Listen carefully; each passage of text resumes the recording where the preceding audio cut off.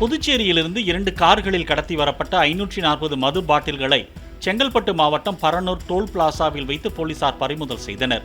பாலாஜி, மோகன் ஆகிய 2 பேரை கைது செய்த போலீசார் கடத்தலுக்கு பயன்படுத்தப்பட்ட 2 கார்களையும் பறிமுதல் செய்தனர்.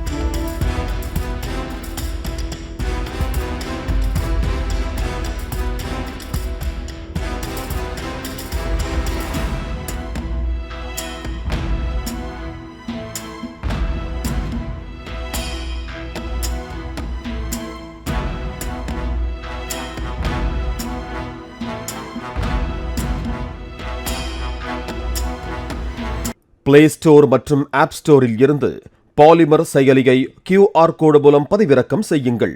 செய்திகளை உடனுக்குடன் பெறுங்கள்.